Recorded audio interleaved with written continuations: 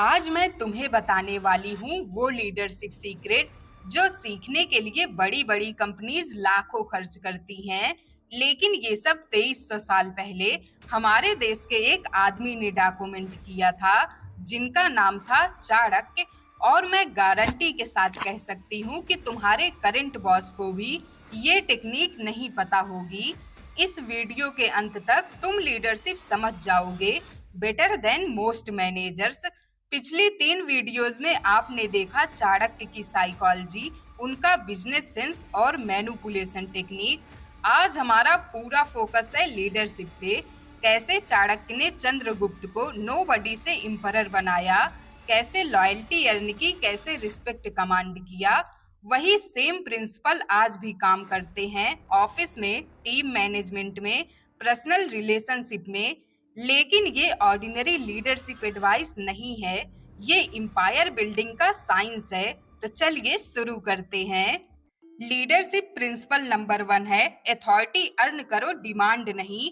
ज्यादातर लोग सोचते हैं कि पोजीशन से रिस्पेक्ट मिलती है, लेकिन ये गलत है। चाणक्य कहते थे राज्य की शक्ति प्रजा की सेवा में है और प्रजा की सेवा राजा की शक्ति में। मतलब power comes from serving people, not controlling them. जैसे देखो जितने भी सक्सेसफुल लीडर हैं, रतन टाटा, स्टीव जॉब, ये लोग पहले वैल्यू क्रिएट करते थे, देन कमांड रिस्पेक्ट। तुम्हें भी अपने ऑफिस में ये अप्लाई करना चाहिए। जैसे ये काम करो क्योंकि मैं तुम्हारा बॉस हूँ।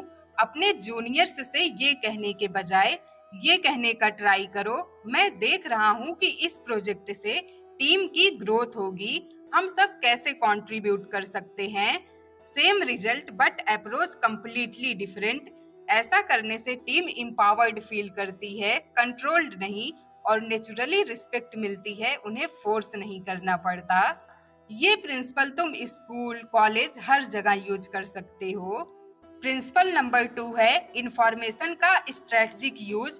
चाणक्य का इंटेलिजेंस नेटवर्क इतना स्ट्रांग था कि उन्हें हर किंगडम की इंटरनल पॉलिटिक्स पता थी। वैसे ही आज की कॉर्पोरेट दुनिया में हमें market intelligence, team dynamic, organisational politics सब कुछ पता करना चाहिए। लेकिन ये गॉसिप या स्पाइंग नहीं है, ये स्ट्रेटजिक अंडरस्टैंडिंग है। जैसे जब कोई नया प्रोजेक्ट असाइन करना होता है तो स्मार्ट लीडर पहले रिसर्च करते हैं, किस टीम मेंबर की क्या स्ट्रेंथ है, कौन किस पे भरोसा करता है, क्या चैलेंज आ सकते हैं। वहीं एवरेज लीडर सीधा काम असाइन कर देते हैं और एक्सपेक्ट करते हैं कि काम हो जाए। वहीं पर स्ट्रेटजिक लीडर टीम डायनेमिक समझकर प्लान बनाते हैं और इसका नतीजा ये होता है कि प्रोजेक्ट का सक्सेस रेट 150% ज्यादा बढ़ जाता है। Information plus psychology equals to unstoppable leadership. Principle number 3 है कंट्रोल्ड एक्सेसिबिलिटी। चाणक्य कभी भी सबके लिए आसानी से अवेलेबल नहीं थे। उनकी एडवाइस, उनका टाइम सब स्ट्रेटजिक स्कैरसिटी था। इसके पीछे की साइकोलॉजी सिंपल है, जो आसानी से मिल जाता है वो हमें लेस वैल्यूएबल लगता है। आज के लीडर्स की सबसे बड़ी गलती है ओवर एप्लीकेबिलिटी। हर ईमेल का इंस्टेंट रिप्लाई, हर मीटिंग में प्रेजेंट, हर डिसीजन में इन्वॉल्व्ड। इसका रिजल्ट ये होता है कि टीम डिपेंडेंट बन जाती है, खुद इनिशिएटिव नहीं लेती। चाणक्य का अप्रोच डिफरेंट था, स्ट्रेटजिक प्रेजेंस, कैलकुलेटेड एब्सेंस। अगर तुम्हें भी ऑफिस में लीडर बनना है तो ईमेल्स का इंस्टेंट रिप्लाई मत दो, after proper time thoughtful response दो। हर मीटिंग में मत बैठो, सिर्फ इम्पोर्टेंट डिसीजन में इन्वॉल्व हो। छोटे डिसीजन टीम को हैंडल करने दो, सिर्फ बिग डिसीजन में स्टेप इन करो।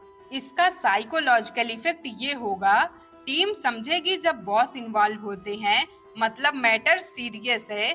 इससे ऑटोमेटिकली तुम्हारी अथॉरिटी और वैल्यू इंक्रीज हो जाती है। प्रिंसिपल नंबर 4 है फियर और रिस्पेक्ट का परफेक्ट बैलेंस। चाणक्य ने कहा था king should be feared more than loved but never hated. Modern world में लोग सिर्फ फ्रेंडली बॉस बनना चाहते हैं, जिसका नतीजा ये होता है no respect, no discipline, no result.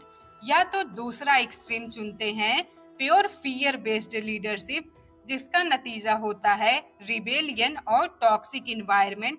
Chanakya का बैलेंस परफेक्ट था, उनका बैलेंस तुम्हें भी अपनाना चाहिए और ये तुम आसानी से कर सकते हो, जिसमें पहला स्टेप है रिस्पेक्ट बिल्डिंग।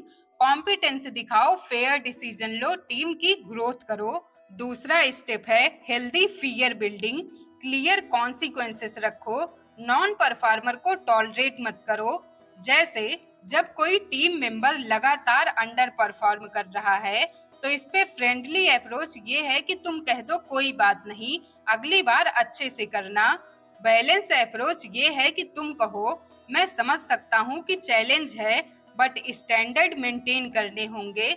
सपोर्ट चाहिए तो बोलो, बट इम्प्रूवमेंट दिखाना होगा।